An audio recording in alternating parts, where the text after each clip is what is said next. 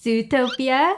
No, it's Funtopia. 안녕하세요. 펀한 나라 제니퍼의 펀토피아에 오신 여러분을 열렬히 환영합니다. 일상에 지친 여러분, 펀토피아에 오셔서 제니퍼의 즐거운 이야기로 재충전하시기를 바랄게요. 윤덕한 작가는 이완용 평전이라는 책을 저술했습니다. 이 책에는 특히 을사조약 체결 과정이 상세히 기록되어 있습니다. 윤덕한 작가는 역사 전공가가 아님에도 불구하고 을사조약에 관련된 한일 자료들을 면밀히 분석하며 이 부분을 기록했어요. 저는 과연 이완용이 나라를 팔았는가라는 질문에 답하기 위해 제 생각은 100% 배제하고 이 책의 내용 그대로를 드라마 형식으로 여러분께 제시하고자 합니다. 단, 영상의 길이를 고려해서 책의 일부분은 요약했음을 밝힙니다. 아울러 아래 글에 제시된 몇몇 의견은 제 의견이 아니라 사실을 면밀히 추적한 윤덕한 작가의 의견임도 밝힙니다. 이 영상이 던지는 과연 이완용이 나라를 팔았는가라는 질문에 대한 대답은 온전히 여러분의 몫입니다. 이와 아울러 혹시 제가 올렸던 그레이트 게임과 조선의 운명을 아직 보시지 않은 분들은 꼭 함께 보실 것을 추천드립니다. 을사조약의 역사적인 배경을 그 영상에서 따로 정리했기 때문입니다. 러일 전쟁이 끝난 뒤에 이완용은 학부 대신으로 재입각하게 됩니다. 당시 국제사회에서는 포츠머스 조약, 가스라 탭트 미략 및 2차 영일 동맹을 통해서 세계 최고의 열강인 영국, 미국 그리고 러시아가 일본의 조선 지배를 이미 승인한 상태였습니다. 이렇게 사전 작업을 끝낸 일제는 한국 정부의 보호조약을 강요하기 위해서 이토 히로부미를 특사로 한국에 파견합니다. 이토는 덕수궁에서 고종을 아련하고 이를 향해 친서를 전달했습니다. 친서의 내용은 동양 평화와 한국의 안전을 위해 한일 두 나라는 친선과 협조를 강화해야 하며 그러기 위해서는 한국이 일본의 보호를 받는다고 해도 한국皇室의 안녕과 존엄만은 조금도 훼손되지 않을 것이라는 내용이었습니다. 을사조약은 1905년 11월 18일 새벽 1시에 체결되었습니다. 여기서는 조약 체결 3일 전인 15일 기록부터 살펴보겠습니다. 덕수궁. 이토는 15일 오후 3시 30분에 통역관 겸 서기관인 고투부 소타로를 대동하고 고종을 다시 찾고 4개 조로된 보호조약 문안을 내놓고 외교권을 일본에게 넘기라고 강요했습니다. 본래 외국과의 조약 체결은 내각에서 협의한 뒤에 황제의 재가를 받는 것이 순서인데 이게 단번에 성사시키기 위해서 최고 결정권자인 황제에게 먼저 조약을 들이민 거죠. 이토는 동양 평화를 영구히 유지하기 위해서는 항상 화근이 되는 한국의 외교 관계를 앞으로 일본이 맡는 것이 불가피하다면서 외교권 이양을 요구했습니다. 이 논리는 고종이 무분별하게 천국과 러시아 등을 끌어들여서 자신의 영토를 외세의 각축장으로 만들므로써 전쟁을 유발시켰다는 것입니다. 이토의 보호조약 강요에 대해 고종은 그것을 딱 부러지게 거부하지 못합니다. 고종은 몇 차례나 조약의 내용은 반대하지 않겠으나 외교권이 한국에 있다는 흔적만이라도 남겨주도록 이토가 천황과 또 정부에게 말해달라고 애원조로 부탁합니다.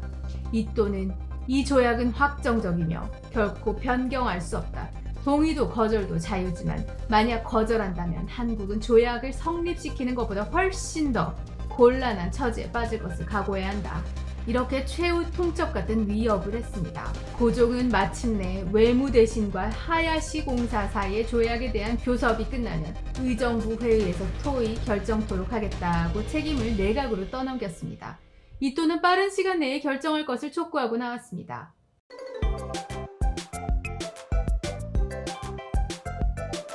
이토는 한국 정부 강요와 원로 대신들을 자신의 숙소인 손탁 호텔로 불렀습니다. 고종이 조약을 의정부 회의에서 토의해서 결정하겠다고 했기 때문에 그들을 직접 설득하고 위협하기 위해서였어요. 참고로 당시 대한제국에는 지금의 장관에 해당하는 9명의 대신이 있었고 이 중에 국내부 대신을 제외한 8명의 대신이 강료회의의 일원이었습니다. 이토에 의해 소집된 강료는 참정대신 한규설, 내무대신 이지용, 법무대신 이하영, 학부대신 이완용, 농상공부대신 권중형, 군부대신 이은택, 탁지부대신 민영기 등 7명이며 참정대신을 지낸 심상훈이 원로대신 자격으로 참석했습니다. 이또는 내가 조선을 방문한 목적이 조선의 외교권을 획득하기 위한 것이다. 어제 황제로부터 정부 강료들로 하여금 협의하여 결정토록 하겠다는 약속이 있었다고 설명했습니다.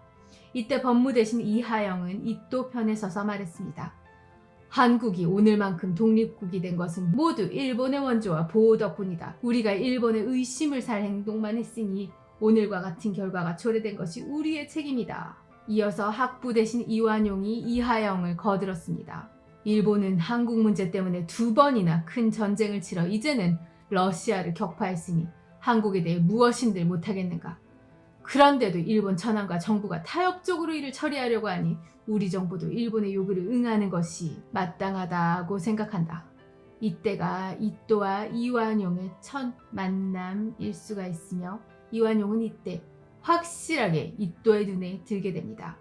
이완용의 매국적인 발언이 끝나자 이또는 이번 조약만은 절대로 내용을 변경할 수 없다. 그러나 자구나 표현 등 사소한 문제에 관해서는 쌍방이 서로 협의할 수 있는 여지는 있다. 라는 아량을 베푸는 듯한 태도를 보였습니다.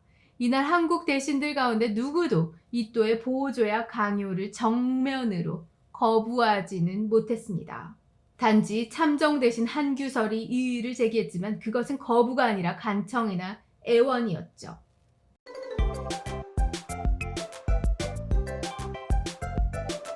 한규설 이하 한국 측 대신 8명은 모두 이또가 지정한 대로 일본 공사관에 모였습니다. 일본 측에서는 이또는 나타나지 않고 하야시만 통역관, 서기관을 대동하고 회의에 참석했습니다. 농상 공부 대신 권중현은 말했죠. 이 문제는 지금 당장 토론에서 결정할 수 없고 여론을 수렴해야 한다. 하야시는 반박해요. 당신네 나라는 천재국가인데 어찌하여 입헌 정치에 흉내를 내어 대중의 의견을 물으려는가? 대황제의 한마디 말이면 그것으로 충분하지 않은가? 회의장은 다시 무거운 침묵으로 빠져들어 더 이상 진행되지 않았어요. 하야시는 더 이상 진도가 안 나갈 것을 직감하고 황제 아련을 요청합니다. 고종은 하야시의 아련 요청을 몸이 불편하다는 핑계로 거절하고 대신들과 어전회의를 열었습니다.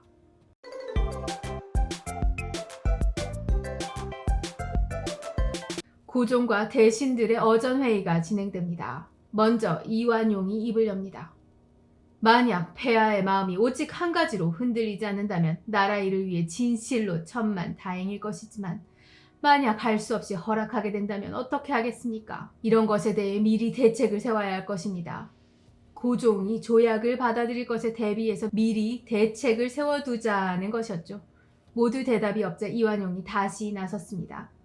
이 조약을 만약 받아들인다면 이 조문을 조금도 바꾸지 못하니 제가 말하는 바를 검토해 주시길 바랍니다. 고종도 드디어 동의했어요. 조문 가운데 어떤 것을 고치면 좋겠는가? 이완용이 의견을 냈습니다. 조약 3조 통감에 관할 사항에 외교라는 2글자를 명백히 밝히지 않았는데 이것이 뒷날 끝없는 우한거리가 될 것으로 봅니다.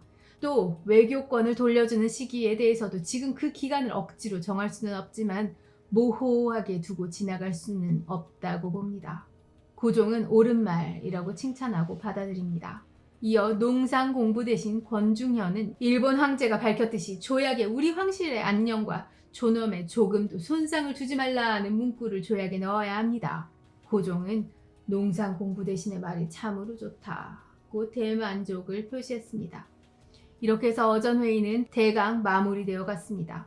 회의가 끝날 무렵 8명의 대신들은 고종 앞에서 다시 한번 다짐을 했습니다.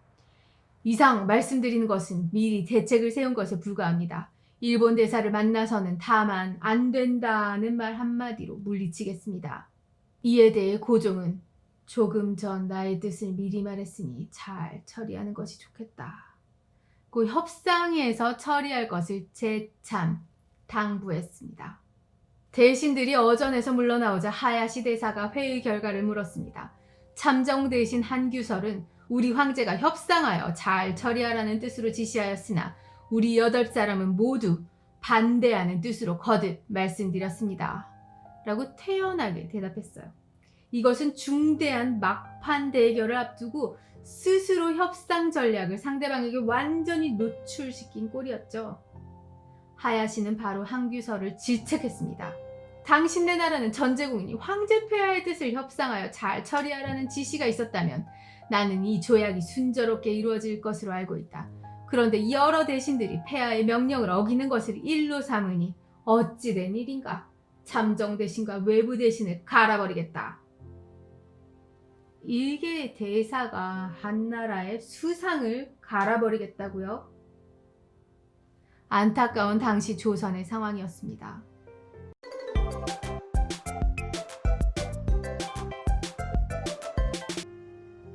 이또는 일본군으로 하여금 대궐 안팎을 포위시킨 뒤 고종에게 아련을 요청했습니다. 고종은 대신들에게 협상하여 잘 처리할 것을 허락하였고 지금 후두부에 종기가 생겨 접견할 수 없으니 대사가 중간에 서서 타협의 방도를 강구해주기 바란다. 이렇게 전가를 보냈습니다. 이또는 대신들을 소집했습니다. 참정 대신 한규설에게 참정 대신은 무엇이라고 제의했는가고 물었죠. 한규설은 나는 반대한다고 말씀드렸다고 대답했습니다. 다음은 외부 대신 박제순 차례였죠. 외부 대신은 무엇이라고 제의했는가? 박제순은 내가 지금 외부 대신으로서 외교권이 넘어가는데 어찌 감히 찬성한다고 말할 수 있겠는가? 그러나 명령이라면 어찌할 수 없지 않은가? 라고 말꼬리를 흐렸습니다. 이또는 이미 협상하여 잘 처리하라는 폐하의 지시가 있었으니 이것이 어찌 명령이 아니겠는가? 외부 대신은 찬성하는 쪽이다. 이렇게 못을 박았습니다. 이 이또의 말에 박제수는 반박하지 않음으로써 사실상 이또의 찬성 판정을 받아들인 것입니다. 다음은 탁지부 대신 민영기 차례였죠. 민영기는 나는 반대한다고 말했죠. 이또는 절대 반대인가? 라고 묻자 민영기는 그렇다 라고 대답했어요. 이또는 그렇다면 탁지부 대신은 반대하는 쪽이다 라고 판정을 내렸어요. 이어 법무 대신 이하영은 지금 세계 정세와 동양의 형편 그리고 대사가 이번에 온 뜻은 모르는 바가 아니다. 나라의 근본에 관계되는 중요한 문제이니 승낙할 수 없다 고 말했어요. 전날 손탁 호텔에서 이또에게 했던 말과는 다른 말인 것이죠. 이또는 그러나 이미 정세와 형편을 안다고 하니 이 역시 찬성하는 쪽이다 라고 멋대로 결론을 내렸습니다. 이하영도 더 이상 반박하지 못했습니다. 이또의 눈길은 학부 대신 이완용에게 얹었습니다. 이완용은 이번 사태는 우리가 자초한 것이다. 어차피 거절할 수 없는 형편인 만큼 타협해서 수용하고 자구 등을 수정하는 것이 옳다 라고 답했죠. 이또는 과연 당신은 완전한 동의라고 인정하겠소 라고 말하며 만족함을 표시했습니다. 이어 이근택, 이지용, 권중현이 차례로 어전회의에서 대체로 이완용과 같은 뜻이었다고 답변했습니다. 이또는 이들에게도 모두 찬성 판정을 내렸습니다. 문답이 끝나자 이또는 국내부 대신 이재극을 불러 협상하여 잘 처리하라는 폐하의 지시를 받아 각 대신들의 의견을 물었더니 반대한다고 확실히 말한 사람은 잠정 대신 한규설과 탁지부 대신 민영기 뿐이다. 다수결로 가결되었으니 주무 대신에게 지시를 내려 빨리 조인하도록 폐하께 주청해달라고 요구했습니다. 대신들 가운데 한규설과 박제순만이 입을 다물고 자리에 앉아 있었으며 민영기를 포함해 나머지 6명은 조약 분안을 수정하는 문제로 설왕설래하는 바람에 회의장은 다소 어수선해졌습니다. 이때 참정 대신 한규설이 엄비가 거처하는 내빈 쪽으로 뛰어들어갔다가 다시 뛰쳐나오다가 졸도하는 소동이 있었습니다. 아마도 신변의 위협을 느껴서 돌출 행동을 했던 것으로 보여집니다. 이는 황제의 지척에서 온당하게 행동하지 못했다는 이유로 참정 대신에서 파면되는 그런 계기가 되었습니다. 그 후 이또가 직접 붓을 들고 한국 대신들이 의견을 내서 조약문의 문구를 다듬는 과정이 있었습니다. 이때 이완용은 일제가 조선의 내정은 간섭하지 않을 것을 명기하자고 제의했고 이또는 이를 수락하지 않았습니다. 이를 통해 이완용은 일본을 무조건 추종하는 모습을 보였던 것이 아니라 이또 앞에서도 자신의 주장을 서슴없이 피력했던 것을 알 수 있습니다. 문안 수정이 끝나고 고종의 재가를 받아 외부 대신 박재순과 일본 공사 하야시 사이에 정식으로 조약이 체결된 시간은 18일 오전 1시경이었습니다. 이때부터 조선은 대외적으로 주권 행사를 할 수 없는 그 일본의 보호국으로 전락하고 만 것입니다.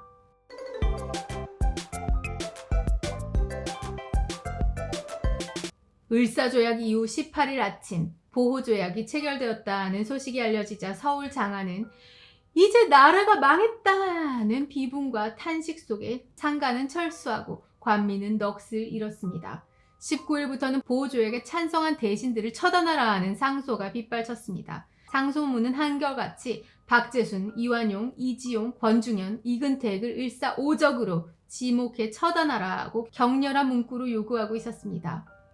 상소문은 대부분 황제는 목숨을 걸고 끝까지 반대했는데 역적들이 이런 임금의 뜻을 무시하고 일본과 조약을 체결했으니 오적을 차명으로 다스리라는 내용이었죠.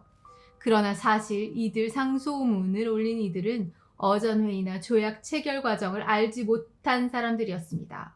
아니, 이들이 조약 체결 상황을 알았다고 해도 전제왕조에서 신하가 전제 군주의 책임을 추궁할 수 있을까요? 당시 신문들도 이들의 상소문을 받아 한결같이 황제는 끝까지 반대했는데 오적이 일본에 굴복해서 멋대로 보호조약을 체결했다고 보도했습니다. 그러나 을사조약의 최고 책임자는 누구였나요? 고종이었죠. 고종은 이또의 요구를 단호히 거부하지 못하고 내각의 책임을 떠넘긴 데 이어서 나중에는 협의해서 처리하라고 지시함으로써 내각 대신들로 하여금 선택의 여지가 없게 만들어버린 것입니다. 황제가 협의해서 처리하라고 지시했는데 대신들이 이것을 끝까지 거부할 수는 없는 일인 거죠. 을사오적이라는 말도 상소문에서 유래했습니다. 당시 조약에 참여했던 대신은 8명이었고 그중 5명이 오적으로 지목당했죠. 오적은 박재순, 이완용, 이지용, 이근택 그리고 권중현을 가리킵니다. 오적에서 제외된 4명의 대신은 참정대신, 한규설, 법무대신, 이하영, 닥지부 대신, 민영기 그리고 국내부 대신 이재극입니다. 각각 살펴보겠습니다. 이 중에 한규설과 민영기만이 이또에게 조약 반대 판정을 받았죠. 하지만 이 중 한규설은 돌출행동으로 그날로 파면됐고 민영기는 다른 대신들과 함께 문안 수정에 참여함으로 결과적으로 조약에 동의한 셈인 거예요. 법무 대신 이하영은 이또에게 조약 반대 판정을 받았지만 여기에 반박하지 못했으니 결과적으로 찬성한 입장이었습니다. 그리고 국내부 대신 이재극도 고종과 이또 사이를 오가면서 어느 대신 못지않게 보호조약 체결에 중요한 역할을 했습니다. 이런 사정을 도외시한 채 을사조약의 책임을 오로지 5명에게만 물어 을사오적이라고 부르는 것은 이성적인 역사 인식이라고 볼 수 없는 것입니다. 여러분 재밌으셨나요? 지금까지 펀토피아의 제니퍼였습니다. 여러분 영상이 재미있거나 유익했다면 아래쪽에 있는 좋아요 그리고 구독과 알림 꼭 부탁드릴게요. 제니퍼의 펀토피아는 여러분의 의견으로 컨텐츠를 제작하고 있습니다. 펀토피아에서 다루었으면 하는 이야기를 댓글로 남겨주시면 여러분의 의견을 반영하고자 노력하겠습니다. 다음에는 더 재미있고 유익한 영상으로 찾아뵙겠습니다. 감사합니다. 여러분 안녕.